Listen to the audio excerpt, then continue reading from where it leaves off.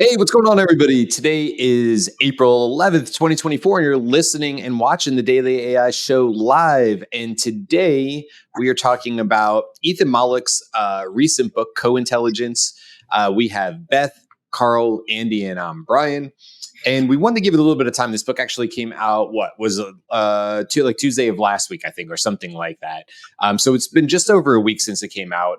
We wanted to give a little time just in case some folks in our audience wanted to read it and then have a discussion about it. One thing we definitely don't want to do is just rehash the book. I think it'd be more fun to have a conversation about the stuff in the book and why maybe we personally on this call or on this show think it's important. But before we get all into that, I think we're going to kick it over to Andy because it'd be good to just have maybe a quick recap, Andy, if you would, on who Ethan Mollick is. I mean, we certainly reference him a lot on this show, but I'll be the first to say I don't think I knew who he was 6 months ago. Maybe a little bit longer than that. I think Beth, you were the first person that introduced me to him through his posts on Twitter. So, Andy, Right. you want to get us kind of caught up here? Yeah, going back to that period in time, 6 to 9 months ago, when really a lot of the focus of those of us who have been working on trying to get the best out of AI with the rapidly emerging tools, we were all focused on prompting, which is an art. There's an art to it, and we've made comments on this show about how over time it'll get easier and easier as the AI gets better and better. But there's some people who are really masters at the process of eliciting the very best content generation and or analysis from the major frontier models. And Ethan Mollick, who's a professor at Wharton, at the business school at Wharton, is in the vanguard, if you will, of publishing on X and elsewhere what he does with the models and with his students. And so he became an exemplar and published a lot of interesting things about how he was using prompts. And so, Beth, I think you did introduce his stream, if you will, to us. And so he's become, in my mind anyway, a leading expert in the implementation of AI, particularly an area of interest of mine, which is in the context of training and learning. And how do you use that with students? What are the implications for the future of education and so on? So he's a major thought leader. So it's really important, I think, therefore, to cast him that way, because we're all learning in this process, and Right. This is an instructor of how best to use this, who's humble and extremely knowledgeable. He's published, along with his wife, a whole library of prompts, for example, which is just skimming the surface of what he's doing in his academic research. And he's becoming acknowledged, I think, in the world of academia as a leading spokesperson for AI. Also, not just prompts, but also research studies, and also not just us, not just Andy's mind or our mind. Actually, the OpenAI and other leading AI companies have tapped him to come in and talk to them about prompting. As he reveals in the book, that was sort of a surprise for him, but that has been the role that he's played. And it turns out that through a variety of characteristics, he's really good at it. And so is his wife. And so that sort of led, he's an academic. He's had a whole career. He's a game designer. There's lots of things in it that go into it. But that was part of his avenue in. And he's a professor, so he's so good at explaining things. Right? I mean, it's just a pleasure to listen to. And, I think it's interesting that I just want to say real quick that, AI is interesting. We're finding people, not just Ethan Mollick, but certainly him, but these people are kind of coming out of the woodwork and finding and landing in AI. And what I find is really cool is they're applying their minds, their knowledge, their wealth of experience up to this point and finding out how that weaves into AI and what the future would be. Whether you're listening to somebody like Mark Cuban, who's a billionaire and is saying what AI is going to do in the next 5 years, 10 years will drastically look different than anything we've had in the last 20. Or you're listening to somebody who's more academic like Ethan. I find it really, really fascinating as we find these people and they're willing to share their ideas, which, kudos to them, because it does take time to post your ideas, especially with Elon. I'm going to do it again. Elon. Ethan. I corrected myself and went the wrong way. We 100% know who you are. Yeah. I 100% know who you are. Man, I did that the other day too. I didn't think I was going to do it today. Ethan Mollick. Professor Mollick. There you go. That would be better. Professor Mollick. It takes time to put out posts. I mean, anybody that's put a simple post on LinkedIn with just your thoughts knows that it takes time to write that. Ethan Mollick is not only doing that, and of course it's not just him, but he's putting out published research papers. He has his newsletter called One Useful Thing, which is excellent. You can sign up for that for free. In fact, the one he just put out maybe 2 days ago is sort of a follow-up to the book. Not like a follow-up, but talking about some of the things that have changed or happened since he finally pressed send and sent it to the publisher on the book, because of course it's AI, so things are moving quickly. So yeah, I'm just really, really impressed by him and many others like him. Karl, you were about to say something as well. Oh, the reason why I enjoy his work, especially on X, is that on X, for those, I think a lot of us go on there for the breaking news, but there's a lot of, that's where the hype really happens. You have what's called the AI bros there that are saying everything, trying to hype the latest tools, trying to hype who's going to get canned in the industry, who's going to, the RIP of whatever.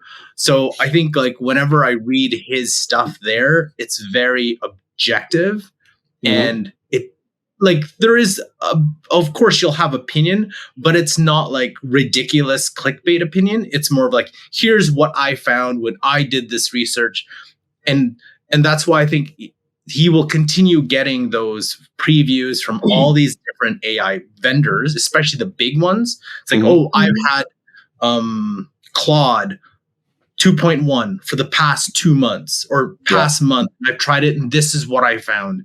And it's good here and it's bad here. And this is what I compare it to. So I look forward to, and it's very objective where you see others. It's Claude just killed ChatGPT because of, I was here's the thread. Oh, don't forget to follow me. Right. So I like that. And then it's reverberated in the book, and also on LinkedIn. So it has that academic, research-based component to it, yet he understands where this is going. And it's just, I was you kind of wish a lot more people were like that on X versus. I'll summarize that by saying his posts and his publishing is content rich and clickbait empty. Yes, it's true. Yeah. Which kind of makes it clickbait to me, because I love that. I love diving into the data and stuff like that, Right. And one more thing, just we'll let him introduce himself from his One Useful Thing Substack, from his, I am a professor at Wharton School of the University of Pennsylvania. I study entrepreneurship, innovation, and AI. And I, Ethan, am trying to understand what our new AI haunted era means for work and education. So that's why he's relevant and why we're talking about him today. Yeah, he's endlessly curious. I think all of us on this show, not to put us in the same academic room as him, but we're all endlessly curious. That's what drew me to want to start this show. That's what drew us all into the AI exchange months and months and months ago. Is just being curious about, what is this? Where is it going? What is it going to mean? How does it affect my job? How does it affect everybody's job? So I think Elon, just sort of transitioning to the book. And, the book is Elon. Did I do it again? Yes. Oh my God. I'm just going to stop saying his name. Excellent. He who can't be mentioned wrote this book, cointelligence. Man, that's so stuck in my head. Ethan and kind of getting into some of the things. Now, again, we don't want to, I want everybody who's listening to the show to be encouraged after the show. I hope you're super encouraged to just go out and get the book, whether it's Audible or you're just going to buy the book or whatever. I consider it to be a fast read. I don't consider myself some wonder reader or anything like that. I sat down with it one afternoon and finished it that night. It's about 200 pages long. I found it to be easy read. You're not going to have to like circle back and be like, wait, hold on. What deep thing is he talking about that I have to go? It's just so well written that it's easy to consume. Also, I will say, if you really haven't dipped your toe into AI, of course you're listening to the show, so you have. But if you just sort of need a refresh, if you need a restart on, wait a minute, where did this come from? How do we get to where we are? Where are we going? With some really insightful thoughts, I think the book also does a really good job there. One of the things I wanted to start with is he has 4 principles. And those 4 principles are: always invite AI to the table. I'm paraphrasing. Be the human in the loop, which we talk about quite a lot. Treat AI like a person. And the 4th one is, we hear also a lot, which is assume this is the worst it'll ever be. So I thought maybe we could just, not take too much of the show, but kind of dive into these a little bit. Number 1 there, always invite AI to the table. In the book, he talks about how he feels like everybody has to have 3 sleepless nights or 2 sleepless nights. I forget what it is that he says 3. in there. 3. And sort of, you need to have those moments. And he says his wife as well, like, laying in bed and staring at the ceiling and going, wait, if that's true, and then your brain goes off and then you're like, forget about it. What the heck just happened? What did I just experience? Yeah, your brain's having mini explosions or whatever. So one of the things he says is having those sleepless nights, and also always invite AI to the table. And I would paraphrase it, but I'd love to get your opinion on it, is start with AI. I talk to my clients a lot about this too with what we do with sales, which is just, if we can get sales reps at this point to start thinking, oh, I'm going to try that in ChatGPT first. And then if it fails, I'll go somewhere else. Beth, you were just saying something before the show about saying the same thing with Perplexity. I will try in Perplexity first. And if it fails, I will move on to tool 2, 3, 4, 5. So what's your guys, any other thoughts or takes on that first principle before we move on? I think as an experienced AI person, I'm on the show. I kind of live this all day. It was a good reminder to sort of, to a certain extent, think like a child, approach it from a beginner's mind and start with the AI, right? So what I am often starting with is, okay, so what is the most effective prompting strategy to use with the problem that I have just conceived in my head? And so I'm not starting with the AI. I'm starting with trying to figure out what I think about something. But start with the AI. And you guys have heard me before. One of my favorite things when I have a particular kind of idea is to just open up the iOS app and say, and turn on the voice interaction and say, I have an idea, ask me questions. And that is an example of start with the AI, right? Like, see what can be done.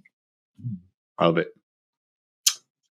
Let me just say about what he's accomplished, that you really don't absorb and incorporate the skills that are necessary to get the best out of AI unless you practice it. Right. So he is an example of somebody who, in addition to all of his many responsibilities, has somehow found the time, along with his wife, to really invest hundreds and hundreds of hours, thousands of hours now. I mean, remember back to Malcolm Gladwell, you achieve mastery once you've achieved 10,000 hours of practice in whatever you're pursuing.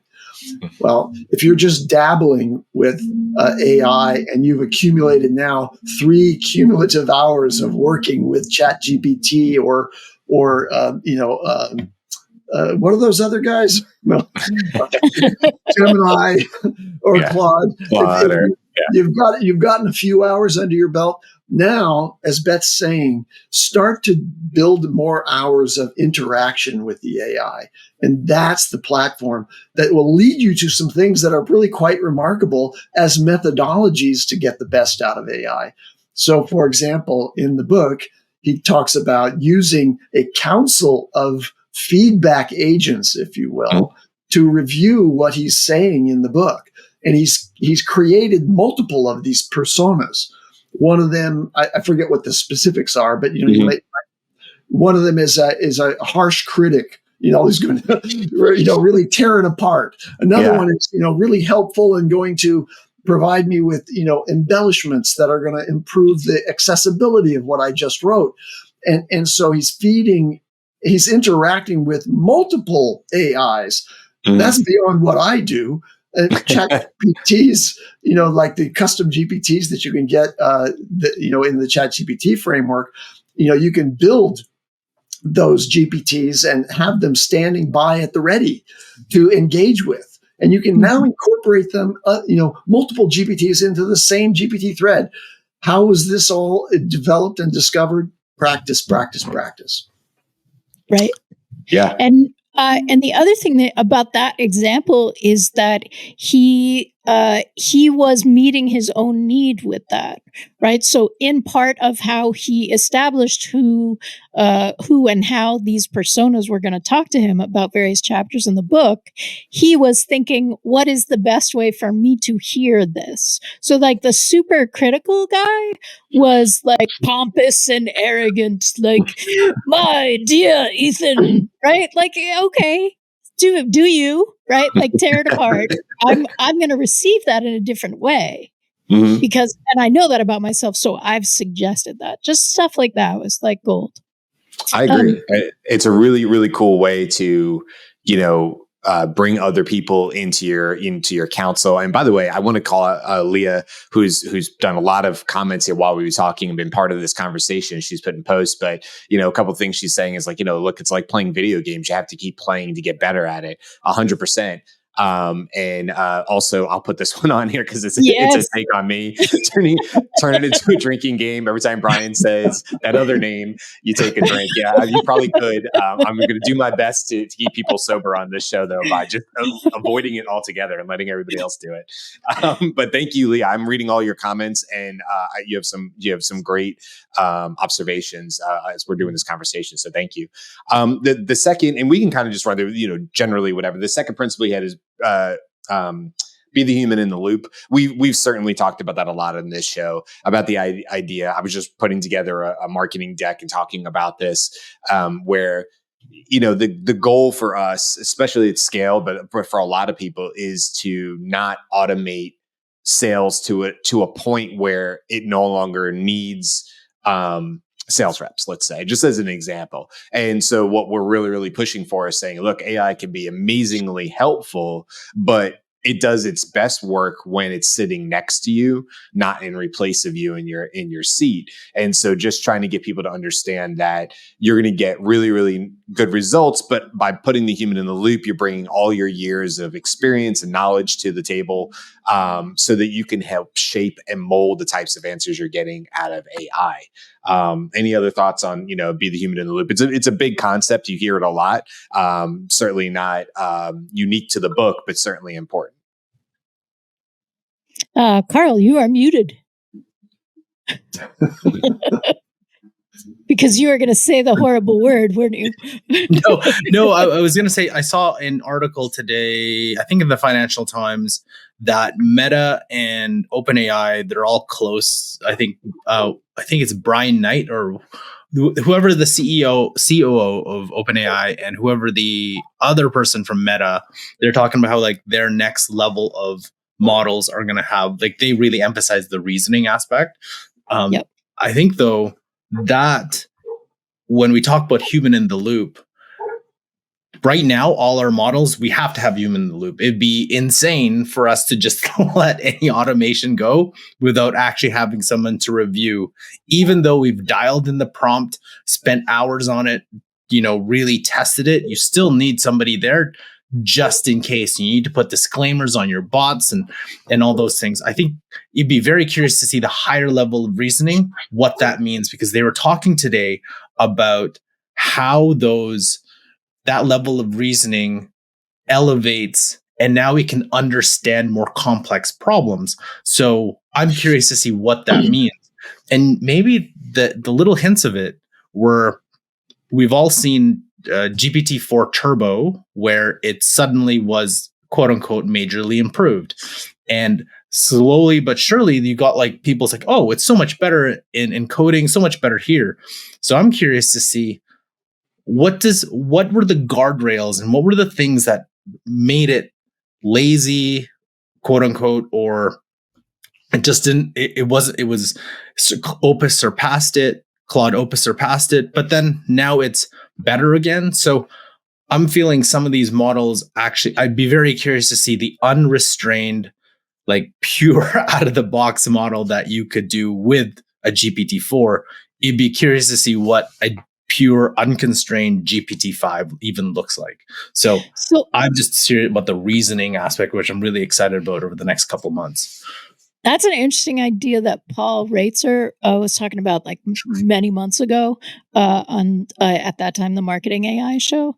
Are the AI companies at an advantage because they're using the unfiltered original products, which we, I mean, you can ask them to do horrible things, which is why they're not giving them to us. But also, does that put them at an advantage? Right. Yes. Yeah. And I think, that's why I think, Andy, you talked about this, your open source models. And then instead of companies trying to take on the huge costs of training their own models, as we've talked about on this show, they're more and more, they're taking the 500,000 models that are currently available, whatever, and finding the ones that are closest to the solutions that they're looking for, and then tweaking those models and making small adjustments and things like that, which is really interesting. The third one here, and the fourth one will be easy, but the third one is like treat AI like a person. It's a funny part of the book. He talks about how that's sort of a sin because the humanizing of AI could be a problem. The more and more we do that and treat AI, in that sense, even maybe in the physical sense, it could cause problems down the road. Karl, I think you and I were talking on a show one time about like when you start putting faces and emotions and things like this on AI robots, where does that stop? And when do people start going, wait, hold on, I'm not going to ask AI to do this anymore, whatever the task may be. In Ethan's, I looked at the book first. Wait, in Ethan's book, it's so in my head. He talks about more the sense of treating AI like a human in the sense that it should be conversational. You should not think of it as a tool that was built by humans, but think about it as having a conversation with another human. And I think mostly going towards that idea of natural language, which we've heard over and over and over again. I've certainly seen it. I know you guys have talked about it, that you can kind of code or engineer your way out of a really great response. And that oftentimes the answer with prompting is in fact the most simple. I'm certainly a fan of well-defined and organized prompts using Markdown and stuff, but I have had many situations where I've actually gone backwards to get a better result. And oftentimes that just means, hey, stop for a second here, Brian, think about this. How would you just say this to an intern sitting next to me? And I always love going back. That's not my original idea, but I love the intern analogy because you could always say, okay, wait, hold on. How would I actually just tell an intelligent intern next to me how to do this? And sometimes that is exactly the way you should say it to the AI. And so that's how I interpreted it from Ethan. But what did you guys, take from that? So the other reason that it's important, so there are two things. I sort of see this as split, treat it like a person. And on one level, totally remember all the time that it's not, right? Like you're going to get fooled, come back to this place. Like that's the 3 sleepless nights. Like, whoa. No, it's not a person. Mm-hmm. And you're treating it like it's a person because it's been trained on people. It's been trained on what people write, how they write. It's a prediction engine. So when you use motivations that would motivate people, it understands that as a cue to give a better response, right? So like those kinds of things are a big part of why you treat it like a person, I think. Anybody else? I wanted to, embellish that thought, which is there's this deep reservoir, this sort of endless pool of data of all kinds of different types of humans and character representations in there. So don't treat it like a person, treat it like a million persons in there, and you're trying to find the one that's going to give you the best answer. So that's how, assigning a role, which could be as simple as in the case of Ethan Mollick's book, saying, okay, I want you to be a harsh and arrogant, supercilious, critic of whatever I've written, just those words, whatever words you choose to define the character that you're appealing to emerge from the depths of all of that information, that brings up something that's different each time. If you just change a few words in a prompt to describe what it is that you want, who it is in that sort of, meeting of the minds down there somewhere in the depths, you'll get something different each time. And so talk to multiple persons in there and use prompts to kind of elicit those. Nice. Yeah, I love that. Yeah, that's a good point on there.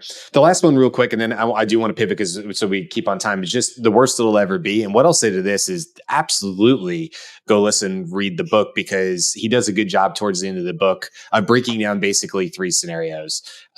This is actually the best we'll ever get out of AI, and where is society if that's the case. And by the way, that's not the worst thing in the world. We still have a lot of untapped abilities that people maybe just haven't thought about how to use it. And I think he does a good job of this, as well as others, in saying that the reality is we still don't know what GPT-4 is truly capable of, because perhaps we haven't thought about what that way is to use GPT-4. So while we're all waiting for GPT-5s and beyond, to say that we've somehow exhausted our current models, our current abilities of AI is totally false, which I love that idea of like dive in deeper into what you have now. There's still a lot of hidden gems there. Then he has like sort of middle of the road, which is that it will continue at a ever increasing pace. And then the third one is sort of this thing is about to kick off. If you thought it had kicked off already, you're not even close. AGI is much, much closer than maybe what's being publicly predicted. And then there's that scenario as well.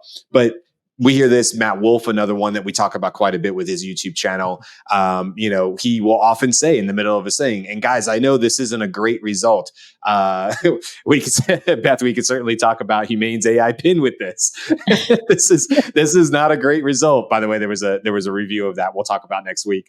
But this is the worst it'll ever be, more than likely. And so, if you can kind of see over the horizon a little bit, you can say, okay, well, if it can do this today, I can see what it's going to be able to do tomorrow. And actually tomorrow's show on Hyperwrite and what they've done with their on computer agent essentially is a great example of that. So we'll definitely talk more about that tomorrow. But any quick ideas on worst it'll ever be? Yeah.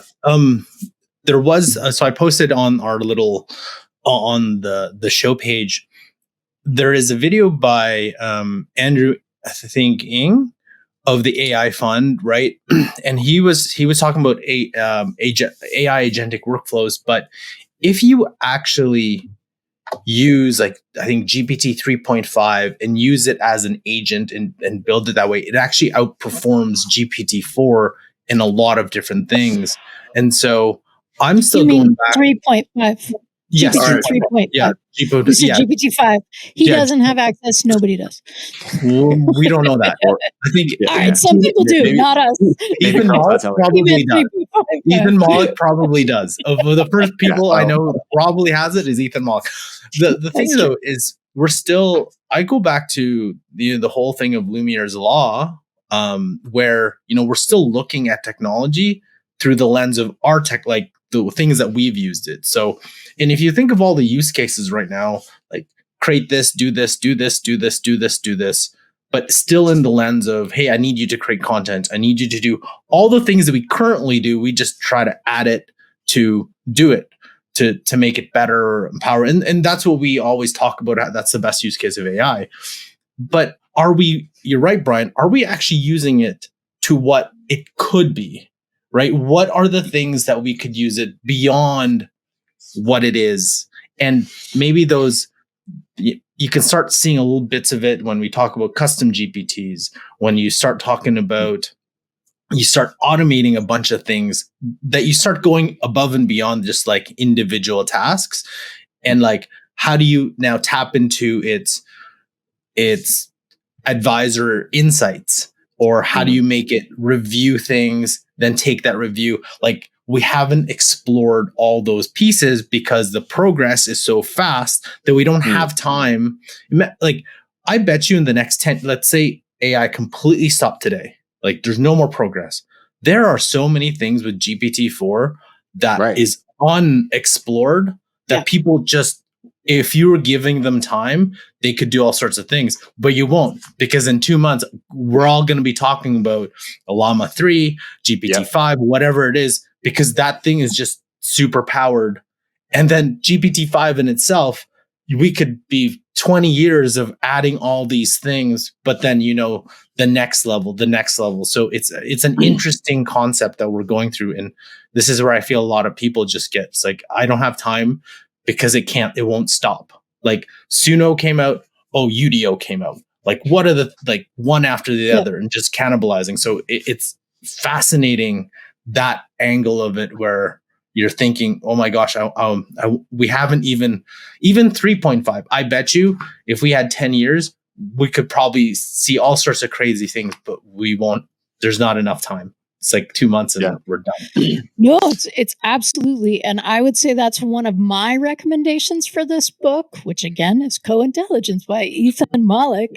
It is sort of an anti-overwhelm book. At least I felt that way. I would be curious to hear from newbies who might be like first exposed to this information. You might need to walk around the block a little bit, take some breaths, and come back. Talk to us. I'm happy to talk about people who are overwhelmed by this. But it is so actionable and so approachable that I think it's really helpful. And Karl, to your point, chapter 7 is AI as a tutor. Right? Like Ethan is an educator, and he's really diving deep into, okay, so what could this be? And one of his ideas is flipping the classroom. And it's totally cool. And if you want to know what that is, go get the book. Well, I do want to talk about that a little bit, because that is probably one of my favorite parts, but the idea of flipping the classroom. But really what it gets to is that education is going to have to change. And one of the ways that perhaps it might change, and by the way, Ethan says it's not going to be easy, but you can use AI to help with it too, is to turn towards more active learning versus passive learning. And in the general, I'm making this very, very broad, but the general idea, and I do love it, is the idea that, like, okay, I've said this, my daughter's 13, so she's 7th grade.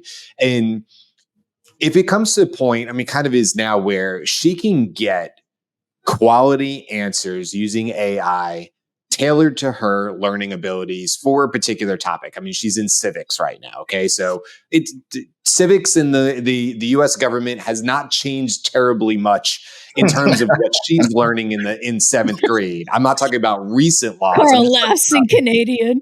Sorry. But the foundational fathers, the 3 bodies of government, these things have been there, right? Like, this is not new material. It's just what she's currently learning.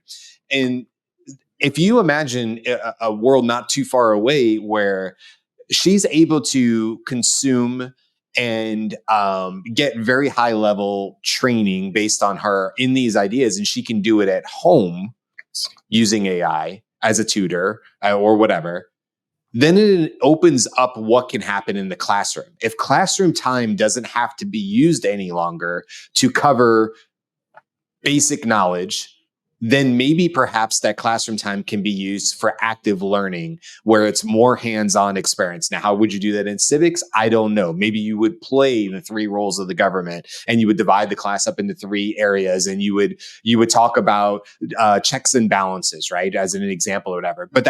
But these teachers who are so smart, I am sure, could come up and using AI as well, and he talks about it in the book, come up with new ways to do active learning.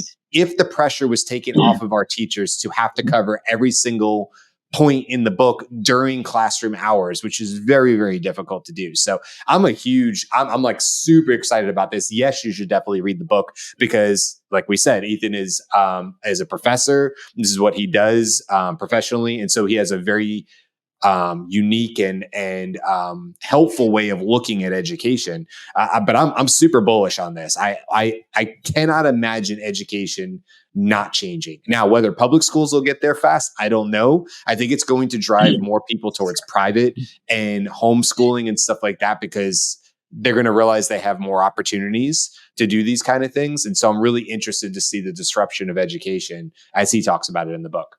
Okay, that part I want to say because I love that part of the book. So I want to just share what I think is a key insight that's coming from the world of education. And that is, for a long time, and this is from the book, in that particular chapter on AI as a tutor, for a long time, it's been understood that the one-to-many classroom context is not as effective, or it's important to impart a certain amount of knowledge in that context as a group. But if you take an individual out of that group and you do one-on-one personal tutoring with that person, it has a dramatic acceleration of their accomplishment of the subject matter. And yet that's not scalable with our current tools. And the insight is that with AI, with a personal, conversational tutor available to each student, that's learning from that student what works, what doesn't work conversationally, and improving with memory in that exchange, you have the opportunity to scale this up to one-to-one tutoring to a very much larger population than can currently afford that. Yeah. And by the way, Leah here in our comments is in education. She's a grad student in psych. She said, I want to study AI to see if people with ADHD are more creative prompt generators, which I love that idea. I can't wait to hear more about that, Leah. And then also she said, I use AI to generate lesson plans using Common Core standards. You can also integrate the student's classroom organizer to tailor their learning for every, that's capitalized, topic. I love hearing stories about that. I love going on TikTok and other places and hearing these really innovative ways of teachers. What I mostly love is hearing people who are not shutting it out, who are inviting AI in and going, look, it's changed everything. And that's super scary because we've done it a certain way. Education in the States has been a certain way for a long, long time. And, it needs disruption. But I love people like Ethan and so many other thought leaders and just teachers who are just sitting on TikTok going, I do it this way. There was an amazing one. I wish I remember her name. I've lost her over the months. She was like January of last year, 2023, talking about how she was going to use AI for creative writing inside her classroom. And I was just so blown away by her ability to think differently, think outside the box in a public school and say, I choose to do it this way because I think this is the best for my students' growth over time. This is going to be something part of their life. So very interesting. Go ahead, Beth. One more thought. We're talking in this conversation, we've been talking about AI as tutor for school, right? The next chapter is AI as coach, and what works for schools then starts to bleed into how you're training. So most of you may not be teachers, but I assume that most of you, or at least a heavy chunk of you, have needed to train someone to do something as part of your job or as part of theirs. So this affects that too and creates some opportunities that weren't possible before. I'm super excited about it. AI innovation training. I am just there. It's delightful. And I'll plug a little bit with scale because that is something we're doing at scale and we take really seriously. I take very seriously with sales reps. And one of the things we tell sales leaders all the time, but this is the honest truth, we believe this, is that you can take onboarding from a traditional for a sales rep that would be about 90 days down to 30 days or less using AI solutions. It's absolutely possible. If you have somebody that comes in the door and knows how to sell, and what you're really doing is you've hired them on from maybe a different company where they were being a sales rep or AE or something like that, and they're just pivoting to your product, your service, or whatever, that can typically take 90 days because there's so much back and forth that needs to happen about just getting spun up on the knowledge you need to acquire in order to talk intelligently on a phone call or in an email or whatever. And we're just seeing those numbers come way, way, way, way down because you're now to be able to take talented, and intelligent sales reps, sales leaders who can put up training plans with their sales reps. The AEs, the managers are creating training plans. They're using books like this. And they're saying, give me an 8-week training plan based off the main topics of a book, maybe like a really popular sales book, and doing things like that. We're super innovative ways of using it for education. So just wanted to bring that up because it's definitely something I focus on all the time, Beth. So I love that you brought that up. Okay, we are at time here. Look, we could keep talking, honestly, double this time about this book. But what I think we really want to say is, hopefully this has inspired you to go take a listen or read it. And go check it out for yourself because there's so much more that we didn't cover. We're going to continue to be following, Ethan Mollick is in terms of, what he's putting out, his wife as well, through his Substack, One Useful Thing. He posts a lot on Twitter, but he also posts, I think, reposts sort of, but also on LinkedIn. So there's many, many places you can find his sharing of knowledge. So we highly encourage you to go do that as well. Any last thoughts before we wrap it up? Yay. All right. We'll leave it there. Okay, guys, look, tomorrow we are going to be talking about Hyperwrite. We're going to be doing our review. We did some pre-work on that last night, and I got to tell you should come back for that. That's going to be very interesting. There's some cool things that are going on there in terms of agents, and we definitely want to share that. So come on back tomorrow, and until then, we'll see you guys. Bye. Aloha.